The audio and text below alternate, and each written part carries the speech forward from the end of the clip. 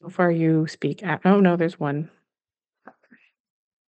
And then, Ben, I will do your little introduction at the end to pull you back in. Because you've been on here before, you know what that's like. Yeah, we're gonna like Garrus Um, Vicarian level accuracy snipe this script because we're already starting late. Okay. Mama wants to go to sleep. oh, yeah, Yeah. as in like, Be fast. no No tangents. tangents. No tangents Okay, allowed. fine. Not on this watch. Okay. No, it's okay.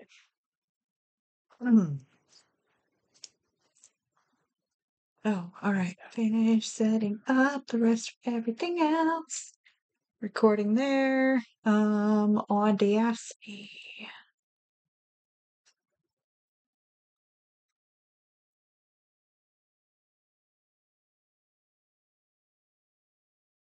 Okay. All right. I'm recording in Audacity, and you are recording, and the Meets is recording.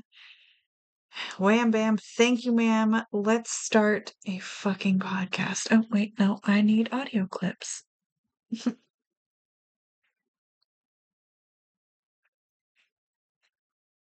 So here's your fucking spoiler alert. Okay. So, Stream heard that, but I don't think you guys did, right? Okay. That sucks so bad. All right.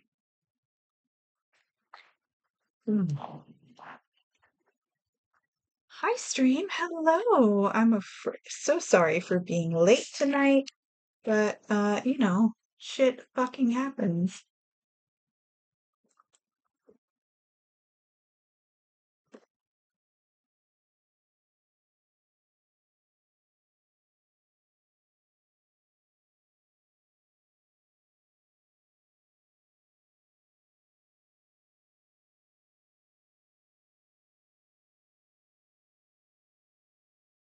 Hello, hello, and welcome back to another episode of Two Girls, One Ship, the podcast where we analyze, rate, and review all that the world of video game romances has to offer. I'm Genesis, the girl who went and rewatched all of Vox Machina over the last 2 days just to find the actor of Bayek. Oh, really? I need to rewatch it now that I know that fun fact from last week. Mm-hmm. And I'm Bravada, the girl who I guess has my weekend binge watch already scheduled out now. And if you're new here, welcome to the beautiful chaos. But you should know that our podcast centers on character and romance analysis and doesn't shy away from exploring the fun of fucking. Or from the deep emotional connections built between two characters using specific in game dialogue. So if you want to stay spoiler free, then this is not the podcast for you. So here's your fucking spoiler alert. Thanks for the spoiler alert, N7. Oh, but also, I haven't watched the new season of The Witcher yet. I was too busy watching Vox Machina instead. So that, my lovelies, will stay spoiler free tonight.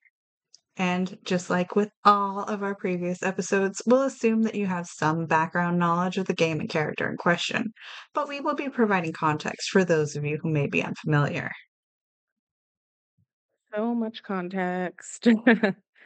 And today we are back on the path that leads us up the river Pontar to the borderlands of the kingdoms of Temeria, Kedwin, and Aedern. Aedern?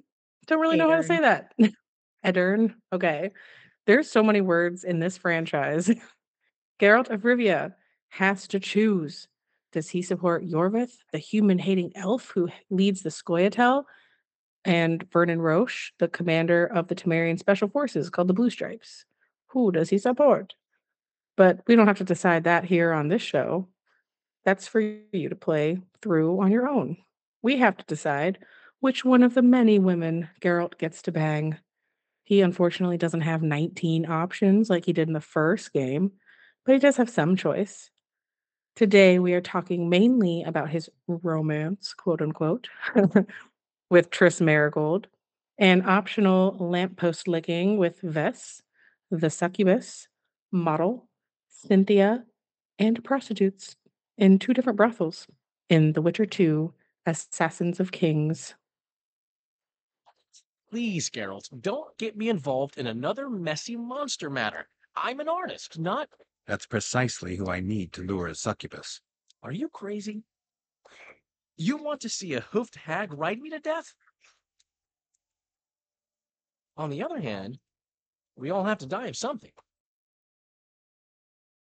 So, quick backstory for you all to either refresh your memories since you last played or to fill you in if you never did.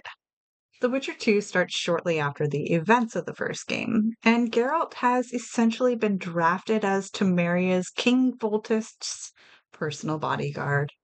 The king is currently at war with troops loyal to his mistress, Baroness Mary Louisa La Valette. And the game opens with Geralt in chains in the La Valette dungeon. We start off with the kink play tonight. Yeah, I mean, if we ignore like the many wounds on his back from being tortured, I guess that's someone's kink. But at some point in the dungeons, Geralt is dragged out for an interrogation by Vernon Roche, and it's here that we learn he's been accused of killing King Foltest. Whoopsie. Well, he didn't do it, of course, but Geralt has to prove his innocence. The prologue finishes out with a good old-fashioned storm the castle of the Baroness's son and Geralt's subsequent escape from the dungeons, later meeting up with Roche and Triss. They then head to Flotsam, the border town and last known location of Yorvith and his squirrel commandos. Geralt then finds his besties, Dandelion and Zoltan, about to be hanged in Flotsam and negotiates their release. Words is hard tonight. Can't very well toss coins to your Witcher without the bard to remind people with his catchy song. Then there is some monster hunting. Triss getting herself kidnapped, and this is where the plot decisions between supporting Roche and Yorvith comes into play. You can't have all the sexual encounters possible in one playthrough, as sex with Vess can only happen on Roche's path, and sex with Cynthia, Model, and the succubus are only possible on Yovareth's path? I get his name wrong every time. Even when I'm like playing through it, I never remember how to pronounce it. In my head, I'm like Eorveth, Right? but it's Yorvith. It looks like Ivoreth. Like Ivoreth Yeah, is what I have in my head. But yeah. what is it I supposed to be? I heard Geralt say Yorvith like many times during these clips, so Yorvith. it's Yorvith, So it's a like a J, Y. not an I. Got it. Mhm. So back to sexy times. Sex with Triss can happen either way, depend no matter what path you choose, because if we know one thing, it's that Triss cannot and will not stop being obsessed with Geralt.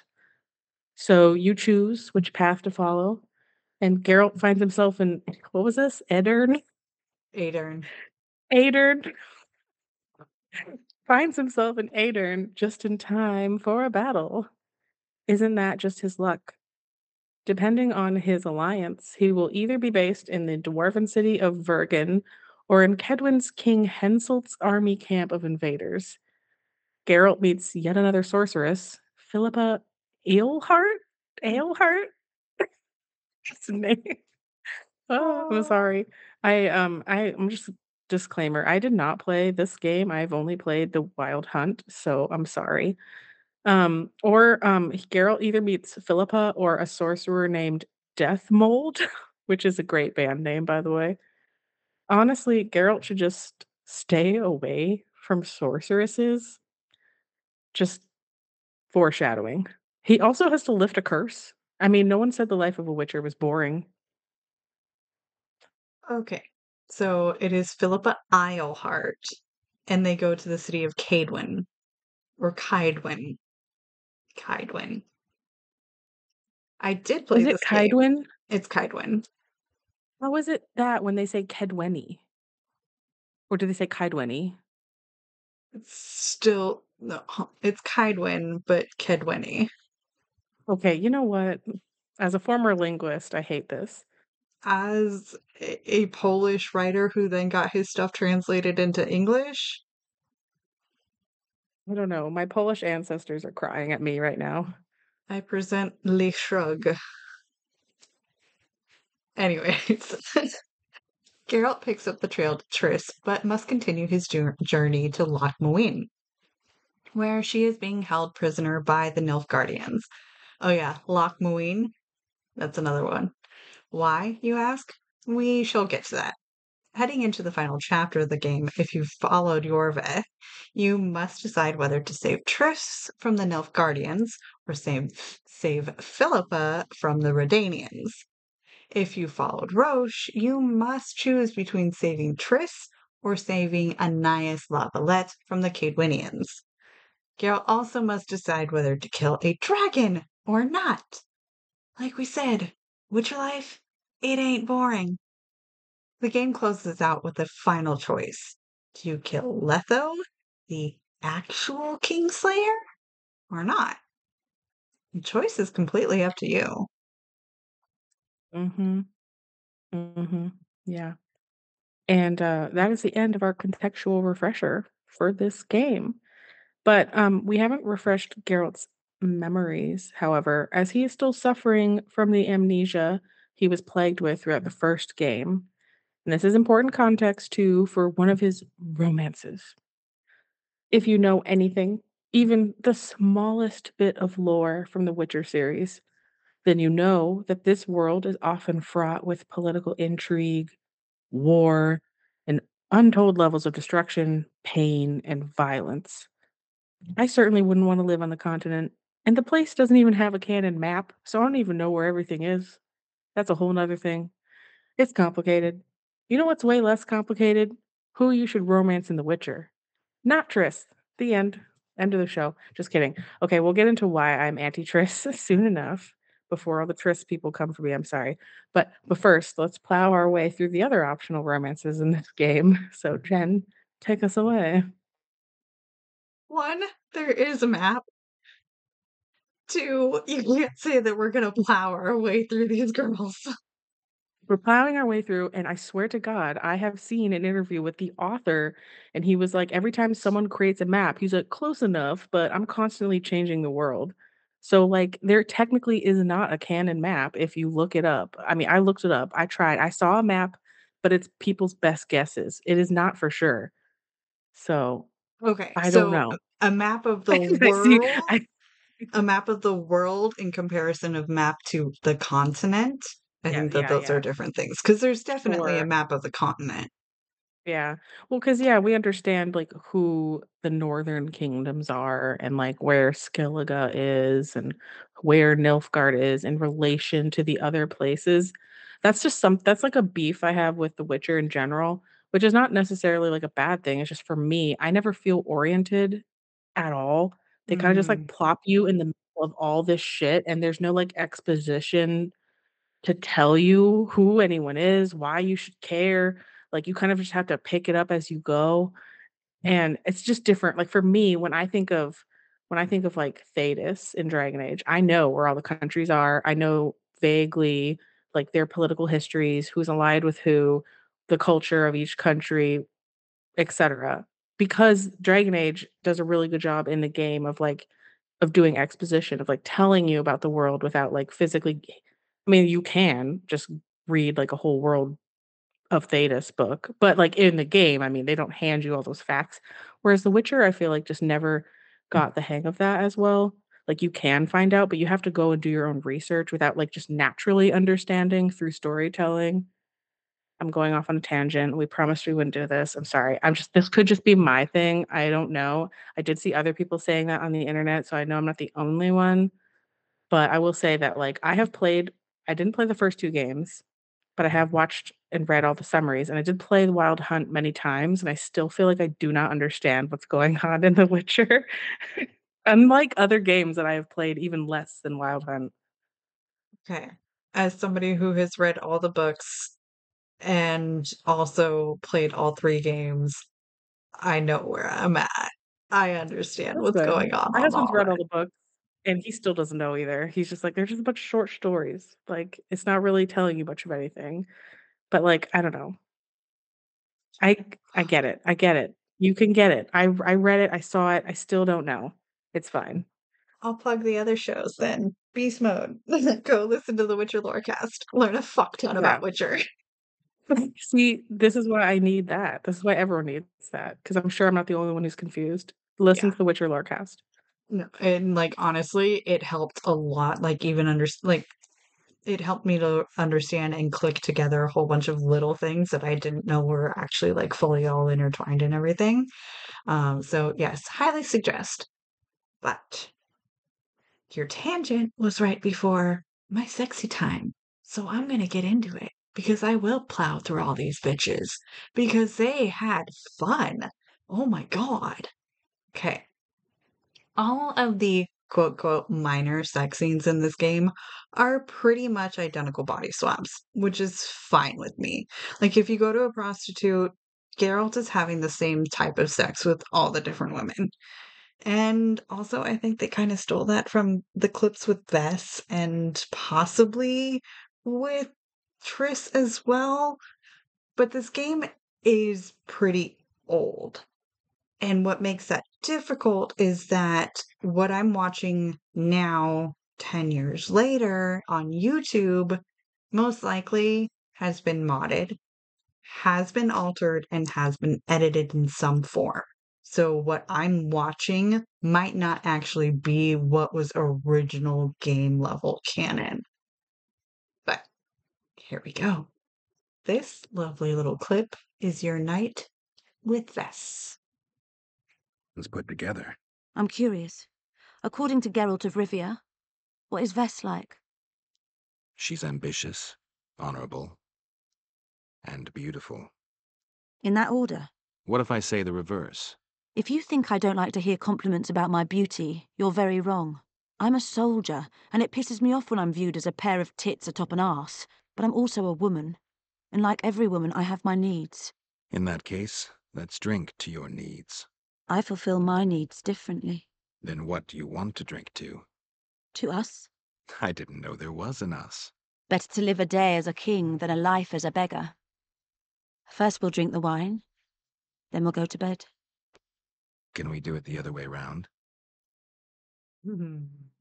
They don't, in fact, do it the other way around. They have the wine first out of ale mugs, which is just a whole thing that I will not tangent on. After the wine, they go to bed. And honestly, I'm impressed with the sex. It's not a very long scene, but we get 3 position changes. Are you kidding me? From behind, she's on top, and then wow, my poor G baby has so many scars on his body. But some women find scars attractive, so it's all good.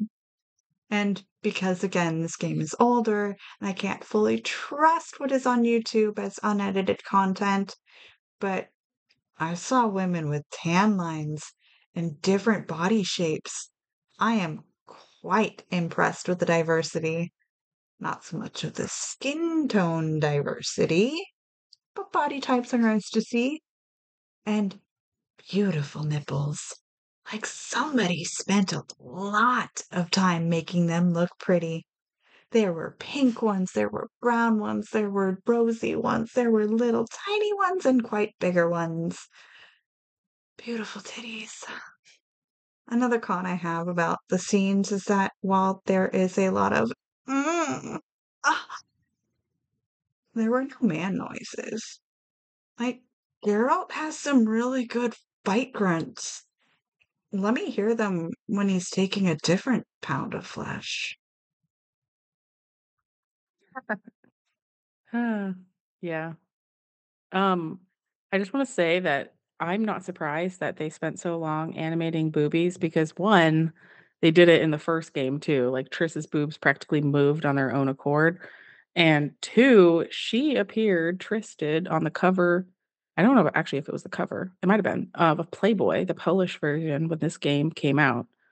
So, of course, they're going to mod all of the titties so beautifully because she was the little sex kitten of the game. Like she was hugely marketed that way, mainly She by doing Playboy. she is gorgeous, and props Yeah. to like, yeah, Oh, there's a calendar too, apparently. I need, I need. Yeah, I'm not surprised. Yeah. But before we talk more about Trish and all her bullshit, let's take a mid break to listen to the sponsors of the show, hear some more fun facts, and thank the lovely patrons. Oh, okay. I'm gonna listen to some dandelion music and maybe. Oh gosh, her name is P. It starts with a P, doesn't it? Dandelion's girlfriend's name. Oh, yeah. What's Dandelion's girlfriend's name? I totally forgot. Priscilla. Priscilla? Priscilla. It's Priscilla. Priscilla. Yes. So Dandelion and Priscilla are dancing us into our mid break. Yeah. In the Australian version of The Witcher 2, the sex scenes with the succubus and model are completely edited out of the game. Geralt will automatically decline the invitations because of censorship. The programming from the encounters is still in the game's code and it can be restored with a fan made patch. Australia doesn't believe in CGI sexy time, I guess. So disappointing. Why else are we playing this game? Mm. Geralt of Rivia might sound the same from the first game, and you'd be right. It's still Doug Cockle, love his last name, doing his voice for the English version. But do you know who sounded super different to me when I first did the research for this episode? Triss, because they recast her for the second and third games. She was voiced by Jules de Jong. I think I'm saying that right in the first game, but by Jamie Barbakoff in the second and third games. Jamie Barbakoff can also be seen in the show Hijack, airing right now on Apple TV Plus, which is super interesting that I happen to be watching this show when we're talking about this game. It's a great show because Idris Elba, he's in it. Oh my gosh, only 2 more months until Phantom Liberty. More Idris Elba content. 3? Quite frankly, can never have enough.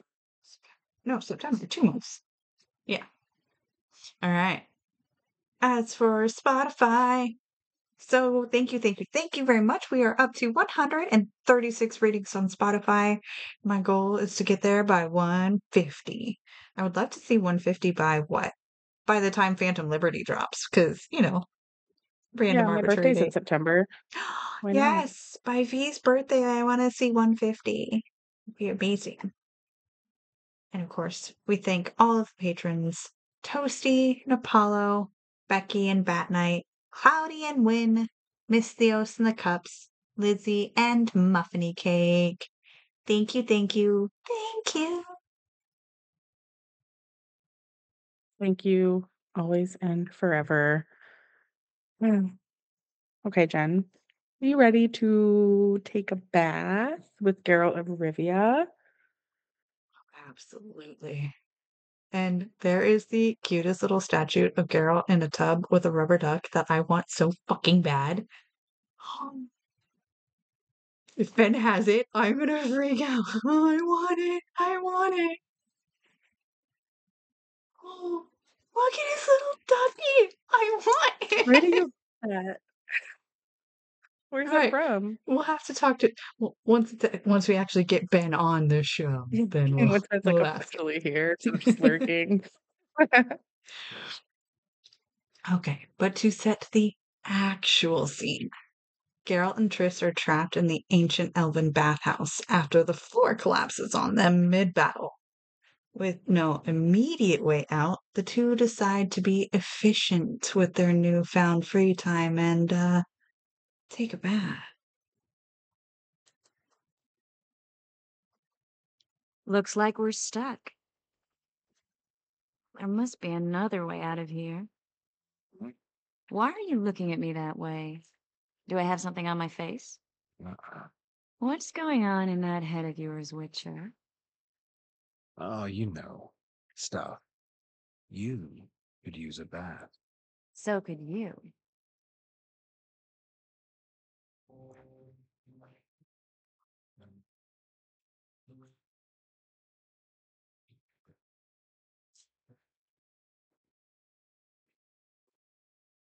Oh, right. I was like, this clip is 2 minutes long. Where's the rest of my dialogue? But I forgot that I just continued the music really quietly. God, okay. Okay. Geralt, honey, I love you so much, but you are not sexy in your dialogue at all in this scene. Triss is being very coy, and then you hear him say, mm-hmm, mm-hmm. Like, I want more out of you, but I'm aware that you're a man of very few words, so I will accept it. I do also really like the fact that this is a longer scene than usual, but it's and their foreplay is fun and it is exciting and it's really passionate. I do really like this scene. The fact that Triss uses magic to slowly run her hands up her body, removing clothing as it goes, it's beautiful. It is great scenery of this underground bathhouse. And I'm not quite sure if the waterfall was there to begin with, or if it was just the way that things collapsed. But we have a gorgeous background noises of water cascading in. Ah, it would be a good place to have a little bit of fun. Again, they spent a lot of time making sure that Triss Marigold's tits looked perfect. And damn, do they look good. Okay. There's a few things that I don't like about this scene, though. One, underwater play is not fun unless you have the proper silicone lubricant. Okay? Because a water-based lubricant is just going to get absorbed by the water. And I'm sorry, our lady bits are not designed to have sex underwater because it is a drying agent for our natural lubrication. So unless Triss has a magical vagina, which is quite possible, sex in the underwater is not going to be fun. A question. Mhm. C would be allergic to her own vagina, wouldn't she? If it was magical. So I don't think I think she's just dealing with the dryness at this point. Um, okay, so maybe like her vagina isn't magical, but she could magically lubricate it somehow? Maybe? Yes. I thought she couldn't use magical items on herself because she's allergic to magic, even though she's magical, like she's a sorceress. That's why she could never heal her burns that she doesn't have in the game, but she has in the books, allegedly. But I don't know because I don't know The Witcher that well. No. Very, very valid. And so, no, she doesn't have magic pussy. Okay. I will get to my second Well, she con then. does, but not like literally magical. Apparently she does because Geralt seems very taken. Yeah. That's not her magic. Anyways, no more tangenting. I have one last bitch about this scene. Triss very playfully, like, as soon as Geralt sees her ass, he starts ripping off his own clothing and starts to, like, try and get into the water with her. I get it. I would follow her in there too. But she does not allow him to take off his boots and his pants. Those are leathers. Yes, they are probably a little bit water repelling, but do you know how hard it would be to take leather off underwater? Impossible. It would be impossible. So Tricia done fucked up. He's not going to be able to get out of his pants. And his socks are probably ruined. And that makes me sad for him. There we go. I think practically it's probably just they can't show a dick in a game without it being NC-17. Okay, but So he wears boxers and he wears undergarments as well. it's like they have So boxers in 1271 or 2 or whatever year this is supposed to. I mean, I I don't call them know when boxers. They're not like, they are. yeah. I just You know imagine what? like straight up Hanes or Fruit of the Loom or some shit. But yeah, hey Daddy Bad Night. We're talking about having sex in the bathtub. So let's get into it. Um okay, for me, this scene on the surface, I can appreciate a good only one bed at the inn trope, some manufactured forced proximity to ignite the spark of what has been simmering lust and attraction up until this point. My problem is that this is Triss Marigold we're talking about. Like I said earlier, Geralt doesn't have his memories back yet. If you've listened to our episode on the Witcher 1 game, you might remember the background on Triss and Geralt's relationship. If not, well, here you go. Triss is actually obsessed with Geralt in the books, but that love is very much unrequited. Prior to the first game, Geralt and Triss have slept together before, once in the books, but Triss needed to use magic to convince him, and Geralt regretted it and constantly turned her down every other time she seduced him afterward. Geralt still doesn't remember any of this at this point, though, or that he was romantically involved with Yennefer prior to losing his memory. So Geralt is consenting to this relationship with Triss with the information that he has, but my big problem with her is that she just hasn't told him of any of his lost memories. She knew him before, and she's just kind of intentionally hiding it. Yeah. Triss also knows about Yennefer. And I think that's the Mhm. part where They're I'm supposed like, to be best friends. yeah, sisters on like so many different levels. Okay. The first and second games idealized Triss and made her into the Witcher waifu. Given how many times Geralt has turned Triss down in the books, it makes sense that he did not have amnesia. He would not have romanced Triss. It is kind of icky that the foundation for that change of heart is built on Triss relying on Geralt's amnesia. Once again, Yennefer is not a companion in this game because she is too busy being captured by Nilfgaard and suffering amnesia herself. All of this amnesia is courtesy of the Wild Hunt and also CDPR's unwillingness to cheapen the plot by introducing Ciri and Yennefer to an amnesiac Geralt. So they waited until the third game, when he had regained his memory, to introduce them. Yeah, he does eventually get his memories back at the end of the second game, which is how they start laying the foundation of Geralt remembering Yennefer. Which, if you don't know who that is, that's the sorceress whose very fate is tied to his own, thanks to his last wish of the Jinn in this short story titled The Last Wish. Now, I'm not going to say that the two of them are destined romantically just because they're tied together like that, but it makes Triss's actions in the first two games a bit hard for me to swallow. She's supposed to be Yen's friend, like we said, like they're supposed to be best friends, and yet she is perfectly content to shag her bestie's boyfriend for upwards of a year by the time Yennefer finds her way back to Geralt. Like we said in our previous Witcher episode, it's very easy to compare Triss and Yennefer because they're the two major archetypes of female characters in fantasy. Yennefer's the confident, brave, and all powerful sorceress, to Triss's weaker magic, cowardice, and damsel in distress bit, like she was in this entire game pretty much.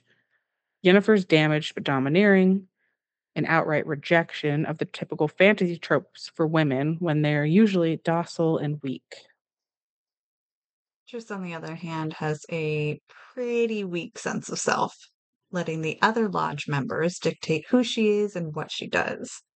We're expected to root for Triss because she's pretty and she's nice. especially when contrasted to Yennefer. All of the sex scenes discussed in this episode are also player decisions, but it's hard to deny that the narrative isn't forcing you with Triss. Triss got the most fleshed out body and romance in both the first and the second games. The second game's prologue shows you that Geralt and Triss are still together in her tent, clearly having had sex because Triss's body is fully on display.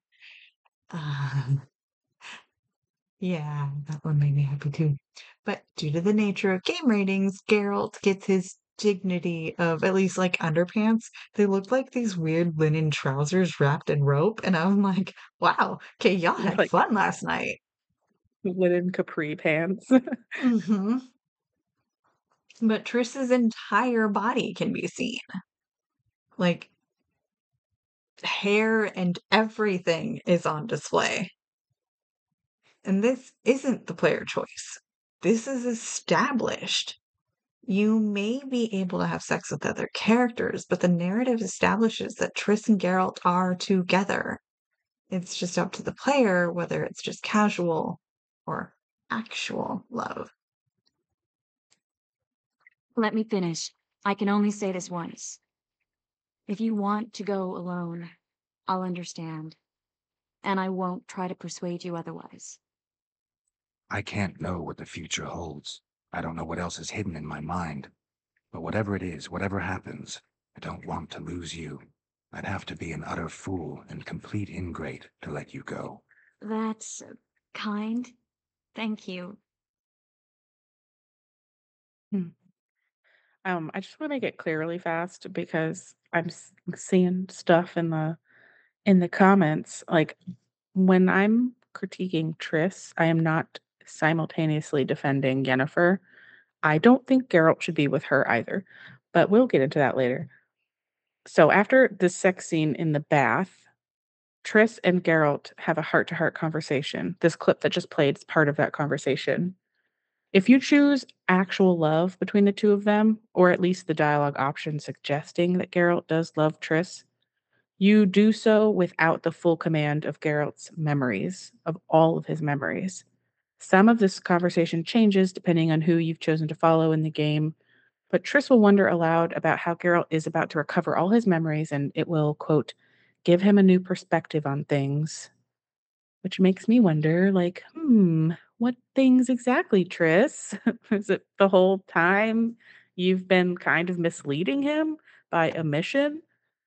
One of the tropes used to craft her character is literally called manipulative bitch on TV tropes. And I'm not just speaking about how she's willing to go along with Geralt's amnesia fueled affair, because that is manipulative, but also the fact that she is a member of the Lodge and she has not made that clear to Geralt, who is currently being framed for regicide. Oh, okay. So, backstory. The Lodge is a secret organization of sorceresses led by Philippa Eilhart, whose goal was to ensure mage control of world politics, while simultaneously ending the war between Nilfgaard and the Northern Kingdoms. That doesn't sound too bad, though, does it? Unfortunately, one of their main goals has become finding Ciri, Geralt and Yennefer's adopted daughter. Well, okay, sort of. Because they believe that her offspring uh, would usher in a new era of powerful magic. Oh, also, the Lodge hired the Kingslayer to commit regicide and start the whole ordeal that Geralt is now trying to end in this entire second game. Of course, the man they hired to kill King Demavend, Letho, also kills King Foltest. So now two kings are dead, and Nilfgaard is gaining an upper hand. This directly against what the Lodge is supposed to stand for, right? Like, allegedly, according to their mission statement. The lodge is essentially destroyed too, as the members are all either killed, taken captive, or riddled with amnesia in the case of Yennefer. Guess who has no idea right now that Triss is a lodge member? Geralt. So Triss spends the majority of this game as a damsel in distress, having been captured and compressed into a small statue. Like she's turned into a little statue, which is weird but suitable magical punishment for the magically allergic sorceress who has lied to Geralt for 2 games about how Yennefer and her involvement with the Lodge's plans for Ciri, blah blah blah blah blah. All that. I mean, it sounded like it was really painful, but I also am not feeling that sorry for her right now. The reason I wanted to bring up what she says to Geralt about the elven bathhouse sex scene, where she says his memories will give him a new perspective, is because she's realizing that her time with him is running out. She believes that Geralt's actual true love is Yennefer, or it might have been had he not forgotten, and slowly stops being a selfish and cowardly person and starts actually helping him. Like I said in the first Witcher episode, she really comes into her own in The Witcher 3, but she starts out and is still currently in this game a rather weak character who will eventually grow a backbone. I kind of, in my head, I can also relate Triss a lot to Liara from Mass Effect because in the beginning she seems very like impressionable by the people around her, still kind of naive to the world. And then eventually, throughout the different games, she learns her own power. And then you start to respect her a lot more. So she's my Liara. I like her better in 3 than I did in 1 and 2. Exactly. Like if we've learned anything, it's like don't succumb to peer pressure. Just find yourself and be yourself. Agreed. So you don't have to go rescue Triss, but you can near the end of the game, as she was ultimately taken to Lochmuine by the Nilfgaardians. This is where Geralt, should you choose to save Triss, will finally confront her on one of the things that she has kept hidden from him. I traveled half the world to find you. I know it was hard on you. I'll never forget this, you hear? Never. Couldn't you ask your friends from the lodge for help? How do you know of the lodge? I just do. Listen, Triss, there's a lot happening in Lochmuine, and it's all happening fast. The fact that I'm here means I'm not helping Yorvith, and I abandoned Saskia. You chose me. In some sense, yes. I fought my way through the Nilfgaardian camp to learn why you lied to me. That's not true.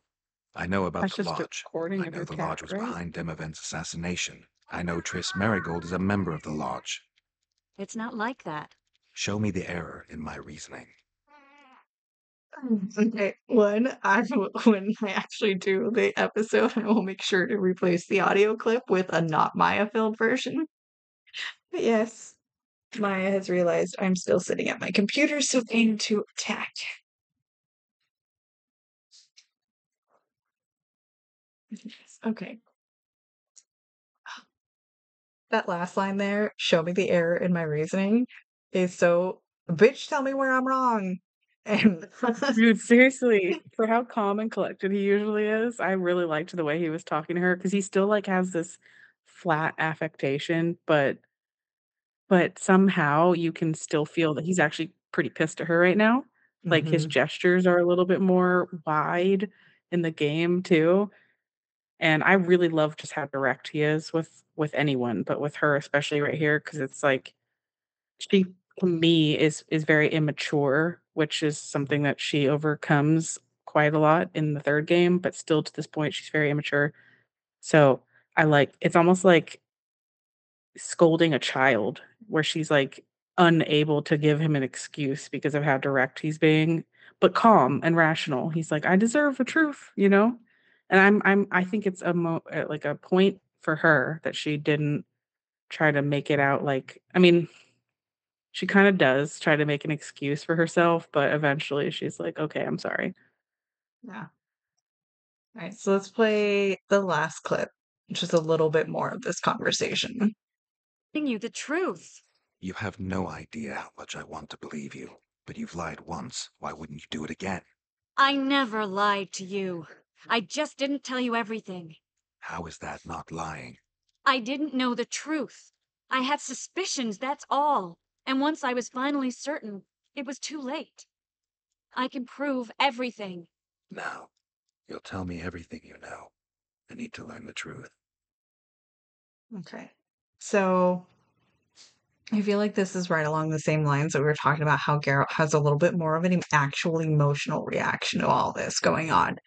And to me, I like seeing it. And then I really can't defend Triss too much in the way that she says it. If I had a suspicion of something that was going on, something that was wrong, I would tell the love of my life about it, regardless if I could prove that it was truthful or not. I I agree. I had a problem with that. Like I said, I think it's just a callback to like she's just trying to not take responsibility, I guess, up front, but he's not letting her get away. Basically, he's like, "No, you did this. Come on now." I love how he words it with her. And I mean, she's not shining in these clips, that's for sure. But she's not really at fault either. She wasn't one of the lodge sorceresses who did want to kill the king. My problem with her is that she's once again lied to Geralt. Like, even though "Oh, I didn't lie, I just didn't tell you everything." Like, that is lying, okay? That is lying because you are knowing something and not telling the person who A, you love, and B, she's not just with him romantically, she's on this quest with him to, like, clear his name and stop a war, and, like, this could have been very helpful information for him to have, but instead she hides it because she's probably just worried how it'll make him think about her, when in reality, it's made him probably more upset with her that she didn't tell him in the first place. This is why you just don't lie to the people you care about. Like, just be honest. But by the end of this game, no matter what side you chose or what happens in the game, Triss will break up with you if you've been trying to stay with her in between the second game and the third game. She'll believe that Yennefer is Geralt's true love and not want to stand in the way of that now that he remembers Yennefer. I mean, I guess if you have to pick a time to stop being a shitbag, let it be after about a year of deceit and what appears to be great sex. Am I right? I mean, I think you guys know what I feel about the romance with Triss. It's not the one. It's not the one for me. Not in this game. I don't I just don't believe that Geralt would have chosen her in this game or the first game if he had his memories. She gets a major character upgrade and romance upgrade in the third game, so all is not lost for Triss. But it's very clear that in this game, she's just fan service, and I am not a fan of her service. I am a fan of her services. You know, I'm pretty sure she can get the job done. But also, I mean, I get it. And especially if you don't have as much of the background knowledge, like reading the books or knowing all the things. And if you didn't play Witcher 3 and learn even more of this information, I can see how Triss is a good option. And especially if you're physically attracted to her. Like, I'm not here to stop you from dating the woman you're attracted to. Go for it. That is you and your choice. These are just these two girls' opinions. Um, so yeah, I don't know. The romance with Triss is fun and nice and okay. It's just not who I would want to end up with at the end of the day. If anything, I would vote for Shawnee because Shawnee seems like the nicest, most decent human out there. Yes, Triss Geralt needs to stay away from sorceresses. Triss has a few too many lies in her closet, and Yen has way too much emotional baggage to deal with. Yeah. And Shawnee's just like, yeah, as long as we can go out and I will heal people while you are on your path. Okay, let's go. Fine. My thing is I just is that your cat? No, it's my knee. Oh, it's your knee. My thing is just like for me, Triss is not a romance. She is a very good lay. Like, they clearly have high sexual compatibility, but, like, they Mm. don't have a relationship because it's built on lies. So I can't accurately say that they have a good romance in this game. In the 3rd game, if Geralt chooses her, like, if that's how you play the game and he's got all his faculties, he knows the choice he's making, different story. She's also a different person in that game, but in this game, she is literally just using him essentially because she loves him and she knows that if he knew exactly where he was and who he was, that he wouldn't pick her, which to me is gross and has, like, I don't know, it has red flag behavior to me, and it's just not a romance, and I think that's why I like Shawnee the best because for me, Geralt's ultimate dream is to just be a normal person.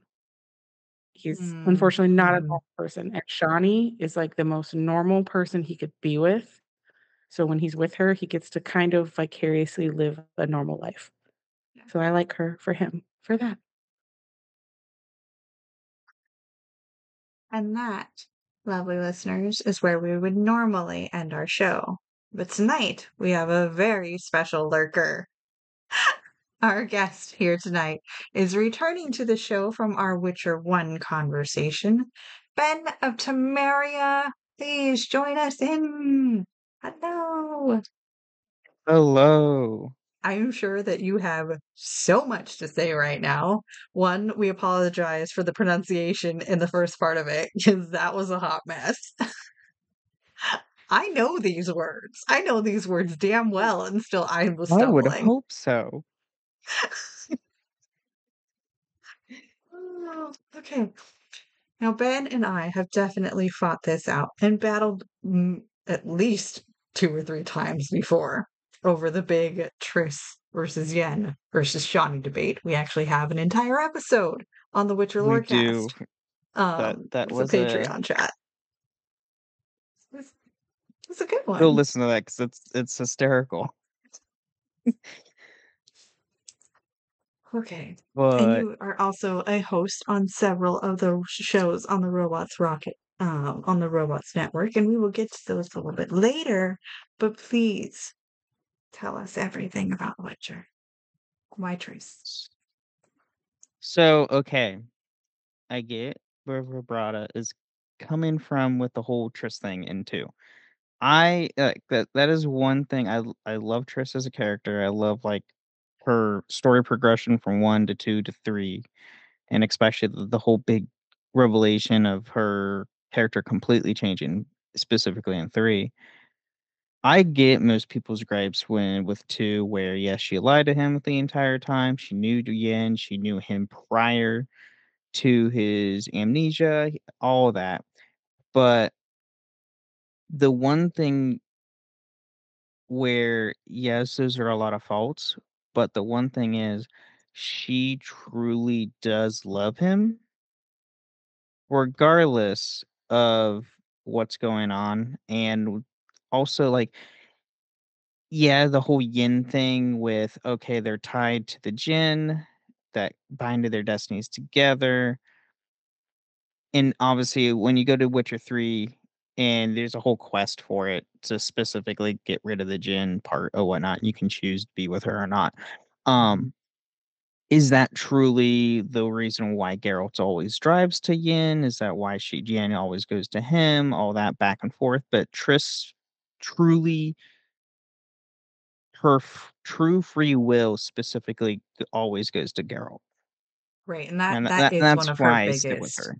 that's one of her biggest pros, definitely, is the fact that she loves Geralt regardless of anything else that is going on, and there's not a unknown mystical tie tying them together like there is with Yen and Geralt, because we don't know if Yen and Geralt actually love each other or if the attraction that they have for each other is enhanced because of the fate binding Jinn. Yeah. So I mean that's why I always go with Triss. Yeah, she does a lot of wrong things and two specifically too. But she truly loves him for him and she does it out of her own free will. I also just felt my body, my brain reacted with the, "Oh, fuck." I love Anders, and a lot of people see that as a problem. And like, and you also know the Dragon Age series, so I think now we can finally relate on something. Anders is my Triss, and Triss is my Anders. I get this now.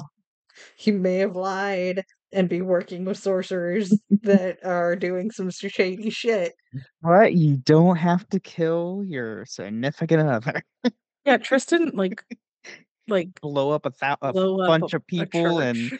and had Triss's to put hands you are on a not clean. She's definitely committed murder. no, absolutely Yeah. Triss has committed atrocities. I mean, what okay, both Dragon Age and Witcher are dark fantasy.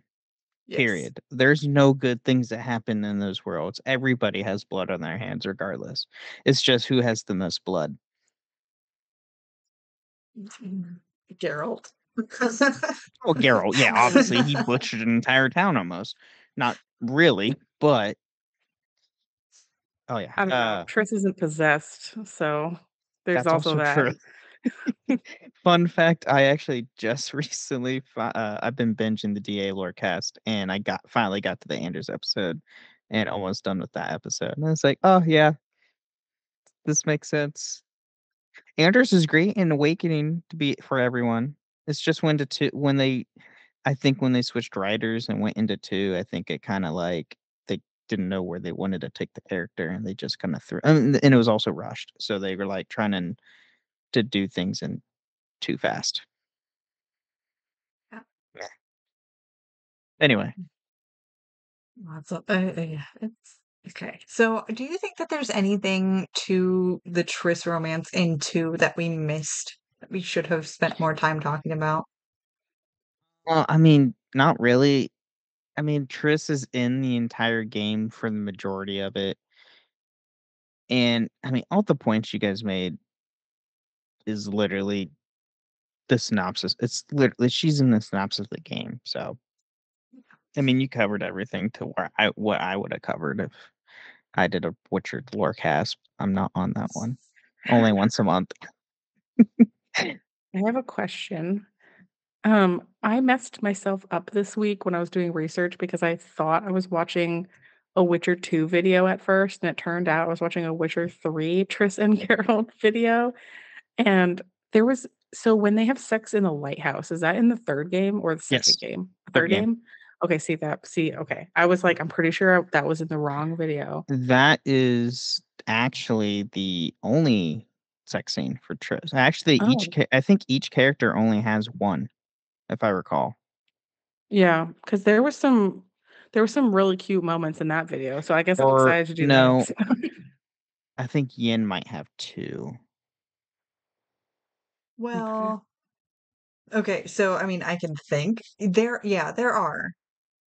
I think everybody, each of them gets 2 because I'm thinking Yen and the unicorn, and then Mhm. later in the game, if you haven't solidified your choice, you can get that second scene where you're like, "Come here, both of you," and then you get the very fun scene of Geralt Oh, and being they tied both up. trap him. It's great. Yeah, yeah. Doesn't that lock you out of romance, though? Yes. Yes, if Okay. you flirt with It both of does. them and try to get both of them up there, but then I think that if you select one or the other, there is a secondary scene. Yeah. Mm. Yeah. Well, And responding to Daddy Bat Night, yes, the unicorn that is mentioned in the letter that you have from Yin at the very get go of the game, and it's also mentioned multiple times in the books. Yes. They literally And have sex on a giant plush unicorn, like a full size unicorn, just a giant plush, full size unicorn. it's so much fun. I can't wait. I It's cannot hysterical. wait. I don't think we're doing Witcher 3 until next year, though. next year, yeah. We have This so year is a many other book. games to cover. Yeah, that is it's so funny. Yeah, okay, I just wanna make sure because I was like, "Maybe we did forget a part of the romance in this game." Nope, not the right game. Never mind. I will say that I watched a video of Witcher 2 sex scenes and it played through all of them with all the dialogue cut, and basically it was just a montage of titty, but it was still 4.5 minutes long. And that's a really long time for sex in a video game. Because we talk about like Mass Effect, the actual sex part is really about like what I think we timed it out that it was like 39 seconds on average in Mass Effect 3, That's where the they have longest the one. it was like between 39 and 42 because Liara had extra Mm, naked time. But yeah, anyways, they were short. yeah. Uh I think Dragon Age Origins had some pretty high naked time, but Well, it wasn't not like You want to naked. call that naked? It's like Yeah, 2009. it was 2009 graphics with like Victoria's Secret lingerie on these characters, and then you had to have the like okay, Call yeah, song that but play the Victoria's whole Secret? time. I would have called that yeah. Walmart. Well, yeah, I mean, it looked like it was supposed to be sexy, but like plasticky. I Yeah. don't know. Which to me is Victoria's Secret because it's like the cheapest shit. I have the biggest bitch about Victoria's Secret, but I will save that tangent for post show. Just remind me. I've seen that documentary. And if anybody does want that Geralt in the bathtub statue, it is on Amazon. I sent Jen the link, but yes, I bought it like 4 years ago. No, even longer than that. It was like 5 or 6 years ago from my workplace at the time because it went clearance for like $20. It's like, Oh, yes, yeah. but No, I yes. I I loved it. And I want that so bad. And the fact that it came from Dark Horse, I'm just like, maybe I can actually go Mhm. down there next weekend and go Uh, find it. all If anybody know, Don't buy it. majority of all Witcher statues come from Dark Horse. Very cool. Unless you go to the super high-end ones from, like, Slideshow, which is, like, $1,200 statues, but they're, like, 2 feet tall or, like, a foot and a half or something stupid. I need to go back down there. I really, really do. Sorry, I'm tangenting and I don't even care at this point. Because Dark Horse Comics, their headquarters are in Milwaukee, Oregon, which is literally a 20-minute drive for me. Like, I'm in the area often enough that I just need to go. Presidente Queso, shout out. When he was up here for Ren Fair a couple weeks ago, I took him there and to show him like, here's the aliens and the predator statues just chilling on this random little street corner. Oh, and then you walk by and here's beautiful one of a kind artwork of Varric Tethris out there sitting right next to Garrus Vicarian, just chilling in the window. And I'm like, come see, come look, 'tis Do they have a Garrus beauty. statue? Not a Garrus statue, it's like Mhm. artwork. They do Oh, have a okay. I Garrus was like, statue, but it's not. for sale. Did they make the Witcher like samurai statues? Because Yes. those were cool. I really Well, wanted one. yes. No, no, no, no. Dark Knight did not do that. The CDPR actually did all Oh, those. okay. Yeah, those were really neat. They did the Um, Witcher Running, which you can go get Witcher Witcher Running Ronin. out in stores now. It's finally out because it was So a cool. Kickstarter originally, which I actually bought the entire. So if anybody knows by my namesake alone, I buy anything Witcher, and I when I buy something Witcher, like I've got the entire new Witcher Old World board game. I did the like most expensive kickback and got all the expansions and all of the stretch goals and whatnot. Did the same thing for Witcher Running. Ben has some of the best, coolest swag I have seen. Uh it yeah, you outclass me on the gear. Um Need to get more, but it's all packed up right now. So we're moving so soon, like 2 weeks. okay, let's see. Is there anything else that we really need to talk about The Witcher and Triss in The Witcher 2?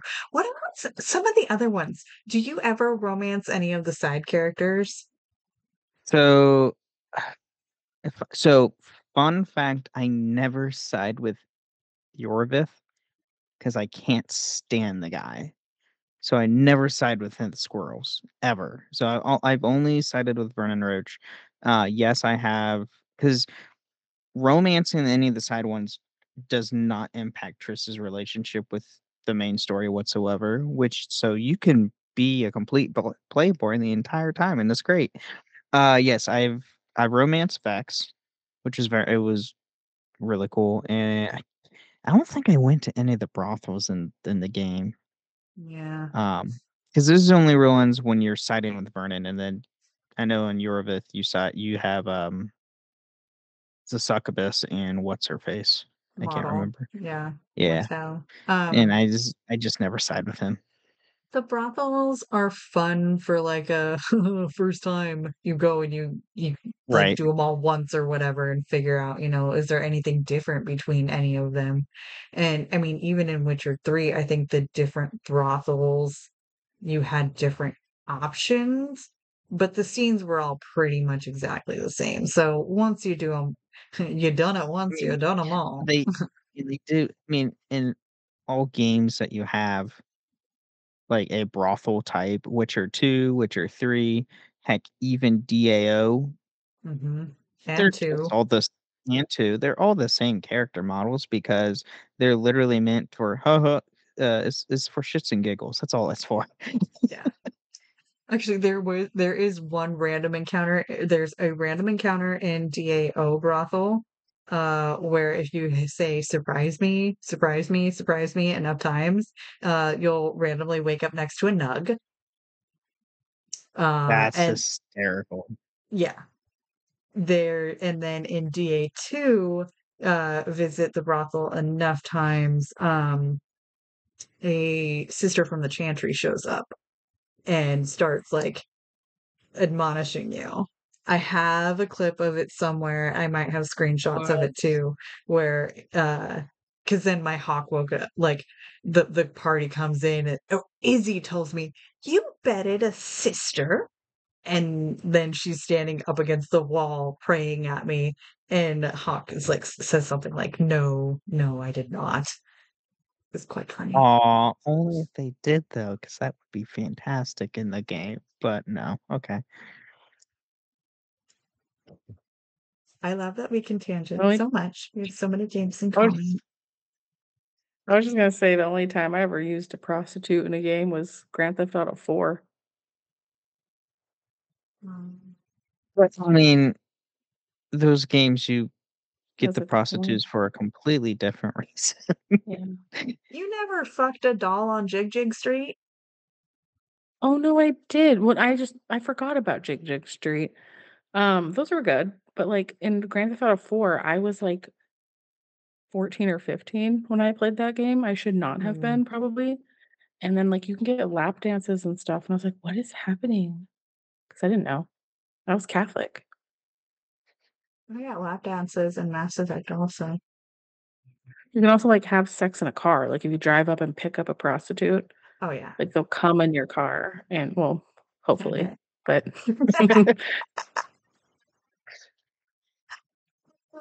And then when they get out, you beat them up and kill them and take your money back? no, I never ever did that. I Oh, I did am that. paying customer. I literally am the psychopath who tries to drive, like, using real world road rules. It's very, very hard to do that in a game, but I'm like, the red light is red, and I'm just sitting there with all these little cars, and I'm like, "The police aren't gonna catch me because 'cause I'm a law-abiding citizen in Grand Theft Auto." See, you doing that knows that you get bored with the game. I like well, that game had a mechanic of your car getting dented and your paint That's true scratched, too. so I really That's true. hated that because I'm a Virgo, so I, like, needed my car to look pristine, so I had to drive really carefully, but I still committed crimes, I, like, did the missions and stuff. I loved Nico Bellic. That was my favorite Grand Theft Auto. Oh, and that day, that night, I do have Witcher swords. They are LARP swords from Kalamazoo, since I do cosplay as my own Witcher Ben of Temeria. I am looking. Oh, and really cool thing. This is complete side tangent too. The um professional cosplayer who does Geralt for like all the major conventions, who looks like identical to Geralt from the games, is now in collaboration with Callum Maisel doing stuff. Oh, cool. And I did not know he was the actor in the Maul fan-made film, that like the really good Darth Maul fan-made film that you can find on YouTube. Very nice. We'll have to see if we can link that in the show note and stuff. Just because promoting fan made art and fan productions and things like that is something we should do. Because that's what all of our shows have started off as, is just like we are fans of said series, and so we're going to create content about it. And Ben, you have a couple of different shows that you have started as a fan of things.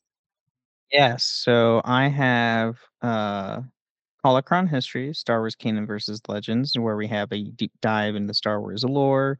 We go over all the different things between the old legends from pre-Disney to the current canon, with is now is owned by Disney.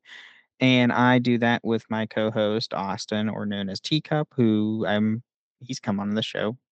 And I also have a show called the Wizarding World Lorecast, where we take a deep dive into the world of Harry Potter and the Wizarding World all of itself, with that ever expanding. And I actually have a third show coming out now, which is the Final Fantasy Lorecast, to where we're taking a deep dive in the entire Final Fantasy series. And it's gonna be a huge undertaking, but it's gonna be so, so, so much fun. I've been playing a lot of 16, and which got me back into 14. So much fun. Final Fantasy is an amazing series, and I have already volunteered myself on all of the episodes that I want to be on. 10, 10 2, and 12 are my games. I love them. Anyways, yes, so much lore to cover, so many different things. Yes, Austin has been on the show quite a few times. I argue with him just about as often as I argue with you, Ben. It's amazing. Well, now, I only if ever played 7. Sorry. Not Final 7's really Fantasy. good, but so 'Cause I watched Advent Children when I was a teenager, Advent so Children's yeah, phenomenal. yeah, sure Fun is. fact, I started with 7 and I played a lot of I I play 14. I'm currently playing 14. Played 16. Played all of 15. I've only played bits and pieces of games, but from 8 to 13. I've only played bits and pieces. So I am actually I went and I bought the original 7, the original 9 on PlayStation, because fun fact, you can get almost all the Final Fantasy games on PlayStation. The only ones you cannot get are the 13, 1, 2, and 3. You cannot get those on PlayStation whatsoever. But they are backwards compatible on Xbox. So you can play them on Xbox, which is a great thing that you work for a video game company and bought all the consoles. Or you can just play them all on Steam. That works too. yeah, yeah, I But prefer on yeah, Steam. I'm a Uh, console player. PC's hit or miss with me. Me too. I'll play PC if my it's absolutely necessary, but I'd rather play on a console. PC is Unless it definitely has fucking missing with me tonight. unless the game has console controls or controller controls. I have to Mm, use a controller on PC unless it's like SWTOR. I'll play SWTOR with it, obviously. But nah, that's just me. I prefer mouse and keyboard for most games.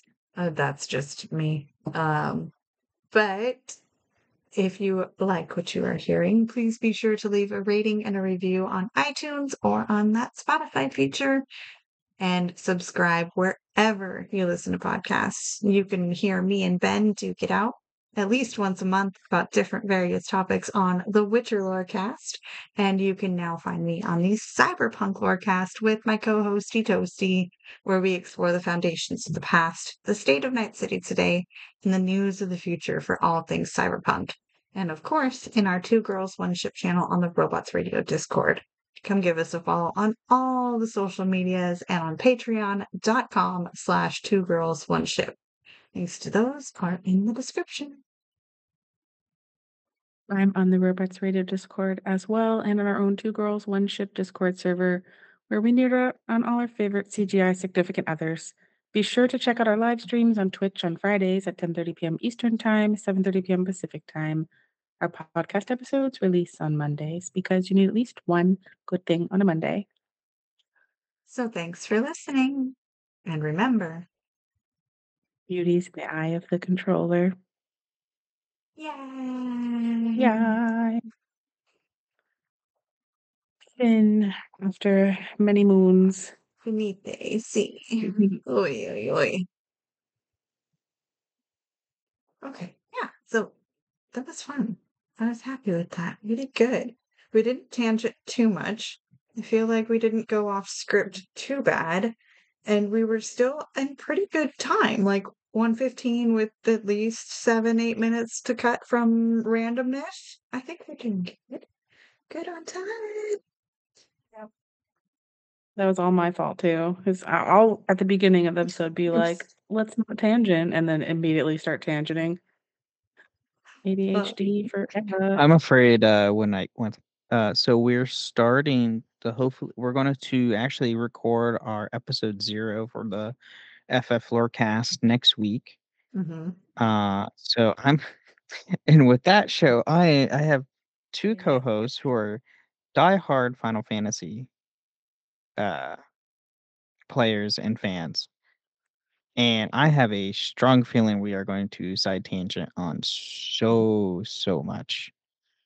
Are Okay. you guys gonna talk about the like side games? Like the only one I'm thinking about So specifically is like St. Valentine's special game or So as of right now, Backwards. we're mainly going to focus on the main serial of the games. We'll get into side games here and there, but that was the one thing we talked about when we were putting this together. Is like we should focus on the main serial of the games because that's what most people know and have played.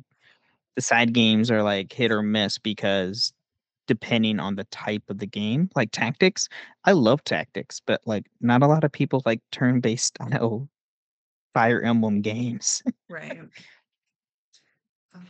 Oh yeah, before I forget, the reason that I don't shop at Victoria's Secret anymore is because I went in there when I was like maybe 23, 24, and I walked in and she was like, "Oh, do you know what size you're looking for?" And I was like, "Yeah, I do." And when I said my size, she looked me up and down, and I was like, "I'm looking for like a 38 triple D, possibly up to a 4." And she looks me up and like legit scans me head to toe and said, "Oh, honey, we don't carry your size here. Bitch, fuck off, goodbye." yeah. Oh my God, I know. That's happened to me because I've had a breast reduction, but like I was well endowed for the majority of my life and I could never buy bras there because they didn't cater to my size at the time. And it was traumatic. Like it was like people say shit. Women say shit, men said shit, people said shit. I remember I was getting fitted for my prom dress because it needed some tailoring because I had some voluptuous curves. And I was adding a sweetheart neckline because otherwise it was just a straight across. And the lady was pinning the fabric to create the little ruche for a sweetheart neckline. And she, with a pin, she was going to pin it. And she goes, "Gotta be careful. Don't want to pop your implants." I was 16. Fuck off. I know. I'm 31 now. It's stuck with me to this day. So like y'all just need I mean everyone here is cool, but if anyone else is listening and you have someone in your life who makes comments about people's bodies, tell them to shut up. I only have a short problem to where I always have to hem my pants. How tall are you? 5'3". Oh, 5'3". My husband's 5'6". So I was like, short kings unite, I'm you know. 5'3", so all the like lengthwise it's always like 30s and 30s are too long to where I have to get like 28 to 27. So, and they don't The make rare those. size. Yeah. You'll be lucky enough to find a 28 in a store. Mhm. My husband's a 30 usually. Sometimes, depending on the brand, they're a little long but yeah. I But can't yes, wait I for will I all will of us to meet up definitely one day. post pics in all the discords that I will be at Ren Fair. Kentucky's Ren Fair tomorrow. So I will be as my I'm so excited here. Let me see if I can grab them real quick. I literally cannot wait to go to a run fair again. Oh I yeah. can't wait. There's so much Yeah, if all goes well, they might be picking up our furniture in 2 weeks, which means we could leave, like, the next day, like, start our drive, which will take a week, so because we're maxing our hours per day. Oh my gosh, they're so I cool. have clawed gauntlets. Oh my god. Wait, can you So do, like, the drag queen, like, in them? Are they that flexible? I mean, I have gloves underneath Oh, nice. to wear because you. I found out real quick my hands are super small, so I have to have gloves on to actually use these. But they're like actual leather, so you don't want to have skin on leather contact Yeah. while doing all that. But yeah, I got these and I have them for both hands, so I'll have like the clawed traditional like You Dragon use your Age mage. phone in them still? Are they one of those tech gloves or no? Aw. No, they're like actual leather gloves. Oh, okay. uh I buy all my Ren Fair stuff from Dark Knight Armory, so it's like actual like garb, so cool. which are in Indiana, so it's only like a 2-day shipping for me, which is fantastic. But Sweet. All right. It is getting late for all of you and for me too, because I have to edit this episode now. it's midnight here. Yeah. Go to bed, everyone. Let's sleep. Chat, thank you so much for hanging out. Bat Night, Jessica Star. I haven't seen you in a while. Hello, honey. Hi. Bat Night, I hope you get your Patreon shit figured out. Oh, Ben of Familia, that's you. Yeah. Fuck that guy. I don't know what he's doing here, lurking in my chat. Sandy, hello. And I saw Muffiny in here earlier. Yes. You went to Hello, bed? everyone. Love you all. Ben likes to jump in on the Witcher Lorecast chat before me and say hi before I can even like get in there. So fine. 'Cause I'm always like it's only on the patron chats because I can't join. I can't join during when they do their normal streams now because they Toasty and Tom always freaking start at like 5 p.m. when I'm at work. Yeah, well, it's like 2 o'clock in the afternoon here, so I'm still at work. I can't always join in.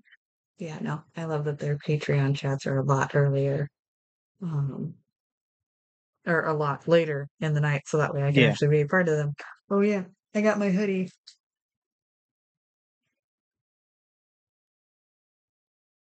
These are cute. Yeah. Okay. All right. Good night, chat. Bye.